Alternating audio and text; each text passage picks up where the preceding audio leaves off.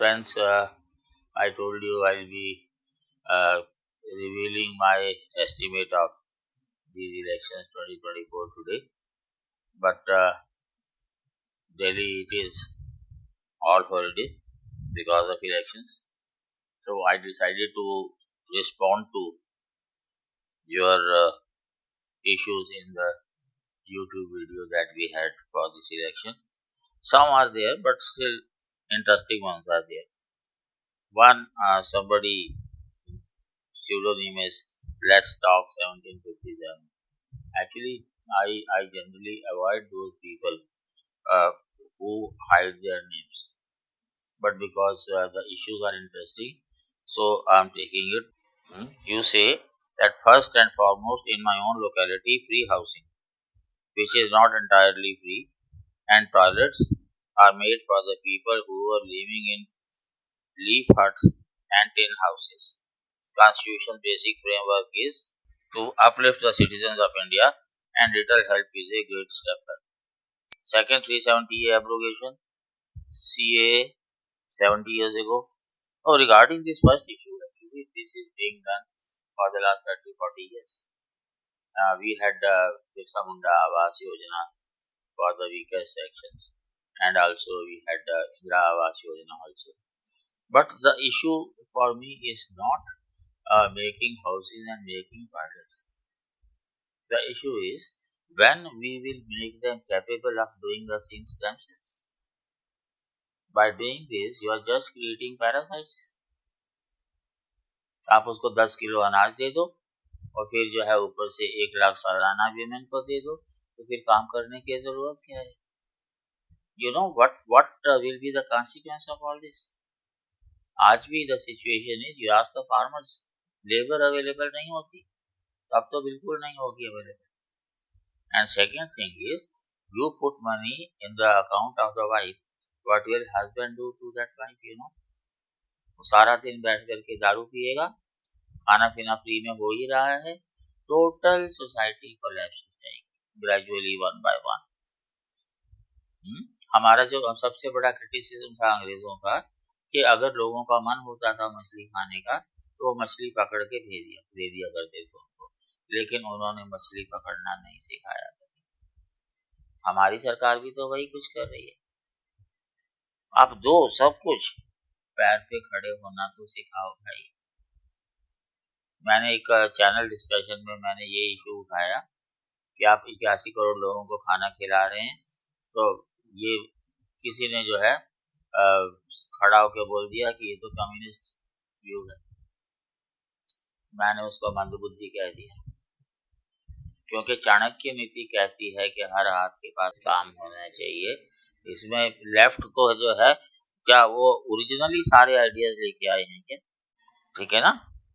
Then you visited Japan and image of India, definitely image of India has improved. But how and why? Whole of the world is looking towards India, what for? आप मेरे को एक छोटी सी बात बताओ. PM साहब पिछले 10 साल में कितने कंट्रीज में गए, वो सारे वहाँ का जो इंडियन डायस्पोरा है उनकी फोटो दिखा दिखा के यहाँ इमेज बनाया गया. एक चीज बताओ, कितनी वो एफडीआई लेके आए? कोई स्टैटिस्टिक्स है आपके पास? सबको पता है इंडिया सबसे बड़ी मार्केट है, सबको पता है कि इंडिया की पेइंग कैपेसिटी इंप्रूव हुई है, सबको पता है कि इंडिया के साथ रिश्ता बना के रखना है. और उस नज़र से अगर इमेज सुधर रहा है, हम लोग क्या कर रहे हैं? हमारी प्रोडक्टिविटी कहाँ है? हम खाली अभी 81 को खिला रहे हैं, अब फिर हम 91 करोड़ को खिलाएंगे और फिर then we'll be proud of it कि इतने लोगों को खिला रहे हैं. ये तो शर्म की बात है मेरे हिसाब से. हर हाथ को काम होना चाणक्य कहते हैं, देश का खुशहाल होना चाणक्य कहते हैं, और सीमाएं सुरक्षित होना, सेफ्टी ऑफ बॉर्डर्स, चाणक्य कहते हैं. मैं किसी लेफ्ट राइट के पसले में नहीं पढ़ता, मेरे को जो लॉजिकल लगता है मैं वही बोलता हूँ. If you have to be critical, then definitely need to work on climate change. ये सारी बातें तो मैं करता ही रहता हूँ. किसी भी इलेक्शन में क्लाइमेट चेंज का भी मुद्दा नहीं बढ़ता, दुनिया में नहीं बढ़ता. अमेरिका तो सिंपली कहता है कि American way of life is simply non negotiable, और सबसे ज्यादा पोल्यूट वो करता है। हमारे यहाँ तो ज्यादातर लोगों को समझ भी नहीं है, तो इसलिए बाकी तो बेहतर जानते हैं। ये झूलेलाल एक साहब हैं, ये भी मुझे स्यूडोनिम लग रहा है। इन्होंने कहा है may be you miss the wealth distribution agenda raised by some people. मुद्दा जो है बहुत सीरियस है, मजाक में उड़ा दिया गया है। 1984-86 तक हमारे यहाँ भी दो टैक्स होते थे, वेल्थ टैक्स और इनहेरिटेंस टैक्स। और जिस तरह से मजाक उड़ाया गया रूलिंग पार्टी द्वारा कि आपके पास 2 भैंस है तो 1 भैंस छीन ली जाएगी, और 4 कमरे का मकान है तो 2 कमरे छीन लिए जाएंगे, और मंगलसूत्र और ये वो, ऐसा नहीं होता वेल्थ टैक्स में। इनहेरिटेंस और वेल्थ टैक्स रहते हैं रिच लोगों पे, मैं कहूँगा फिल्दी रिच लोग। इनहेरिटेंस टैक्स मान लिया कि 33%, 1/3 लगा दिया टू ऑल दोज पीपल जिन्हें जो इनहेरिटेंस जो है वो 100 करोड़ से ज्यादा है।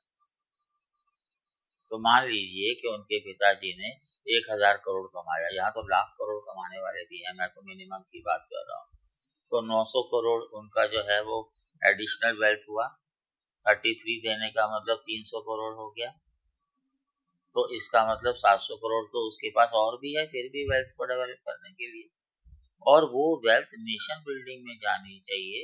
क्लियर होना चाहिए कि कौन कौन से डेवलपमेंटल इश्यूज में ये वेल्थ खर्च होगी, खासतौर से एजुकेशन और हेल्थ के बारे में, जो मेरे मेन मुद्दे हैं डेवलपमेंट के। इसी तरह से जो वेल्थ टैक्स है, ये दोनों के बारे में आज 2 न्यूज आई हैं, एक मीडिया में आई है और एक आई है आपके बिजनेस स्टैंडर्ड में।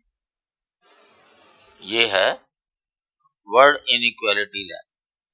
ये क्या बताते हैं, इनका जो लिखने वाले हैं कंट्रीब्यूटर्स जो हैं उसमें Nitin Kumar Bharti of New York University, Lucas Chancel of Harvard Kennedy School, Thomas Piketty and Anmol Somanchi of the Paris School of Economics, based on 2022-23 figures highlighting that 0.04% of the population or 370,000 adults would be subjected to this tax, leaving 99.96% unaffected.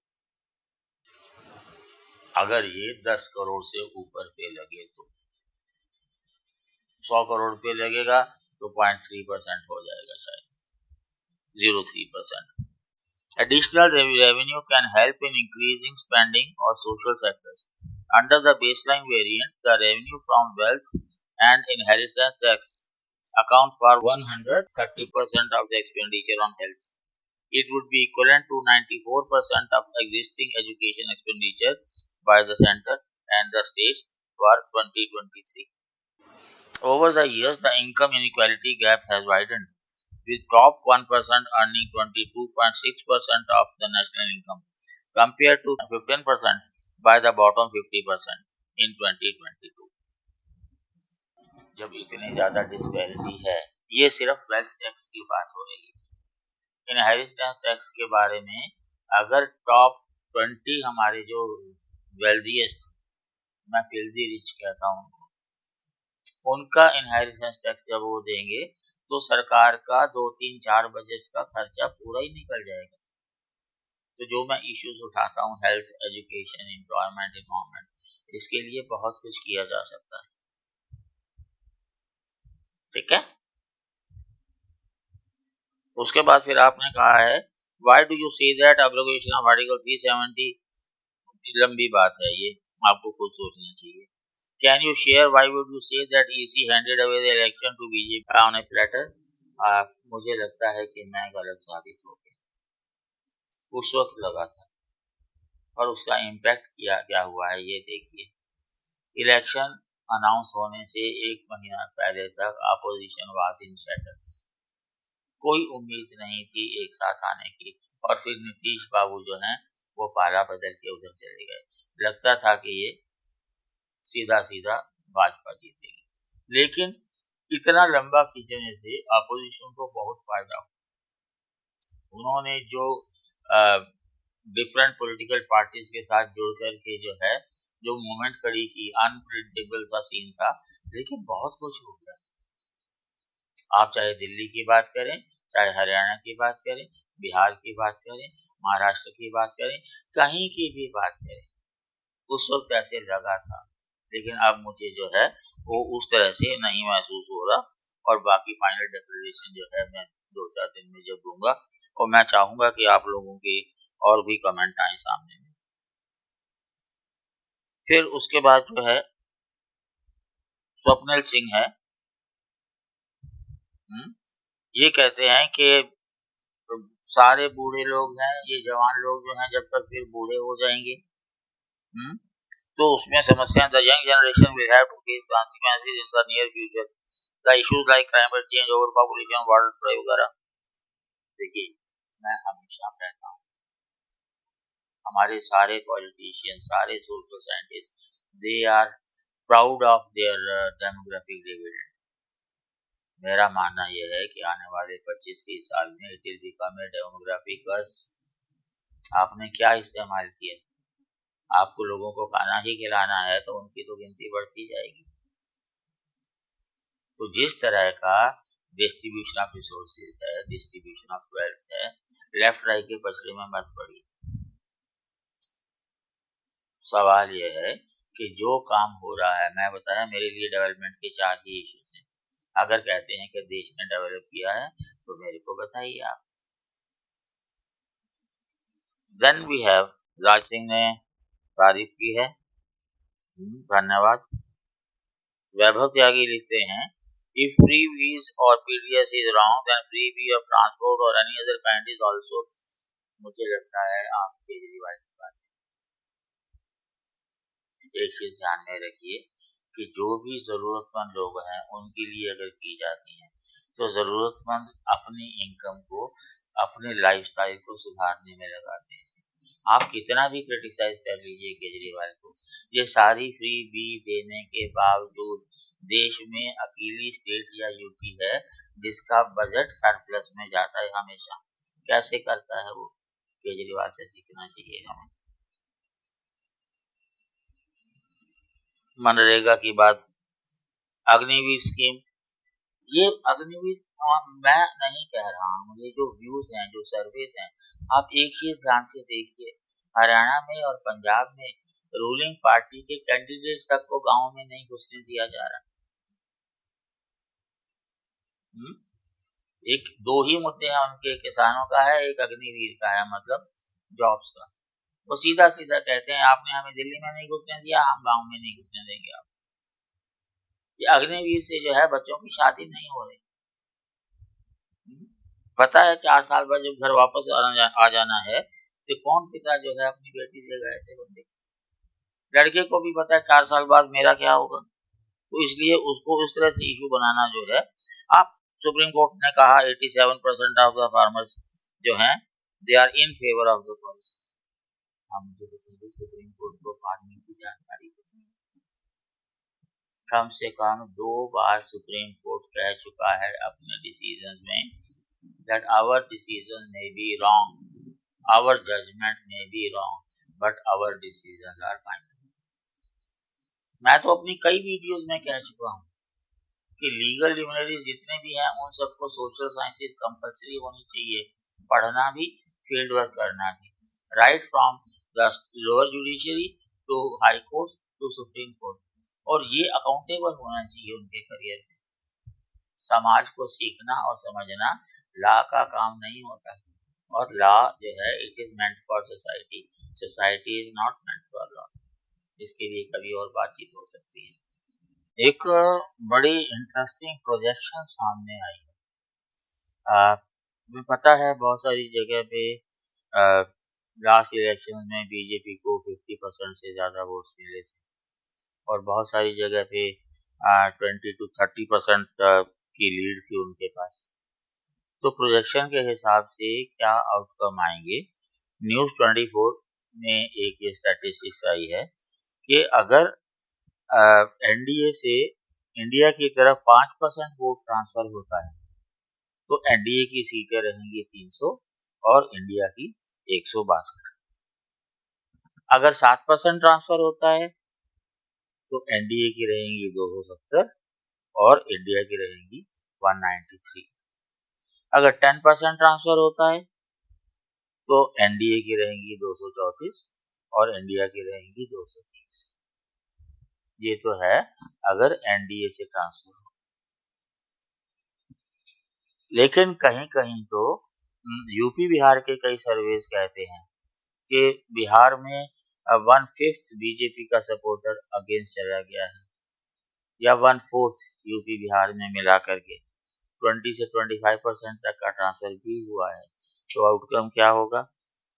दूसरी तरफ जो है अगर India का 5% vote NDA को transfer हो जाता है तो एनडीए की सीट्स हो जाएंगी 386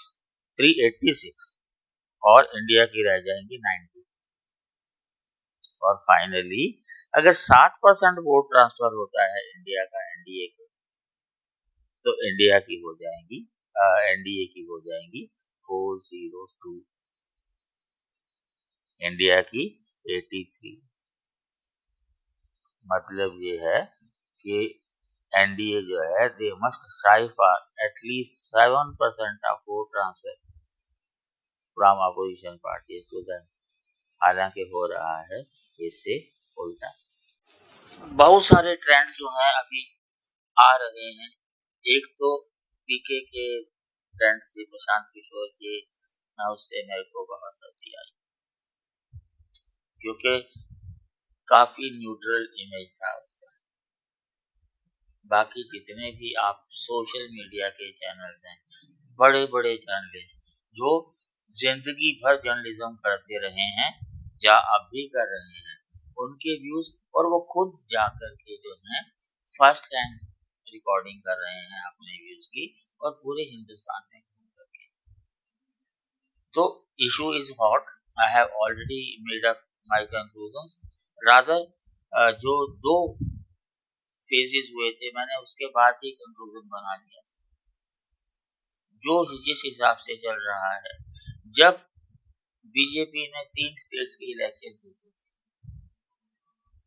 और सीएम जो है अनजान आदमियों को बना दिया था, मैं तभी सोच लिया था विनाश काले विपरीत होती। और उसके बाद जो भी हुआ है सब जो है सोशल मीडिया में आ रहा है, मेन स्ट्रीम मीडिया में नहीं आ रहा। लेकिन मोदी जी के जो वचन है that I am not a biological person, I am a waiter, मेरे को तो लगता है वो तो सनातनी भी नहीं है अगर वो ऐसा सोच रहे हैं। हमारे यहाँ तो भगवान को भी जो है माँ के नाम से जाना जाता है, देवकी नंदन, कौशल्यानंदन। खैर और ज्यादा मैं नहीं कहूंगा, लेकिन जितनी बातें होती गई हैं उसके बाद उससे जो है होता क्या है आमतौर पे, जैसे ये रूलिंग पार्टी जो है इसका जो सॉलिड वोट बैंक है इट इज 30 to 35%, लेकिन अपोजिशन का भी करीब 25 है। That means you have a vast majority of floating, जो ओपिनियन जो बाद में बनाते हैं अपने हिसाब से। तो जिस तरह की ये बातें हुई उस हिसाब से क्या क्या व्यूज बनेंगे, मेरे ख्याल है कि उसको थोड़ा समझना काफी आसान है। जो भी मुद्दे उठाए गए, सबसे बड़ा मुद्दा आपके जो बीजेपी के जो चीफ हैं जो कहते हैं कि हमें आरएसएस की जरूरत नहीं है, आरएसएस एक अम्ब्रेला ऑर्गेनाइजेशन है, आरएसएस ने बीजेपी को खड़ा किया है और इस बीजेपी की क्या कहें, इनका काम ही यही है जिस कंधे पे चढ़ो उसी को धकेलो। और ये बहुत गलत परंपरा है एक तरह से। हुआ क्या है, आरएसएस जो है वो रिलैक्स हो गया कि अगर मोदी जी हार जाते हैं तो हम पे आरोप नहीं मढ़ा जा सकता, तो कौन भुगतेगा उसके लिए। पहले आरएसएस के जो स्वयं सेवक थे वो वोटर को बूथ तक लेके जाते थे, अब नहीं है। तो क्या ये एक कारण नहीं है वोटिंग के कम होने का? बहुत सारी बातें आप लोग सोच भी समझ सकते हैं, समझ भी सकते हैं। मैं जल्दी ही फाइनल वीडियो बनाऊंगा, वो इसलिए कि एग्जिट पोल के आने से पहले हमारी जो एंथ्रोपोलॉजी ऑफ पॉलिटिक्स है वो सक्सेसफुल है कि नहीं। Thank you.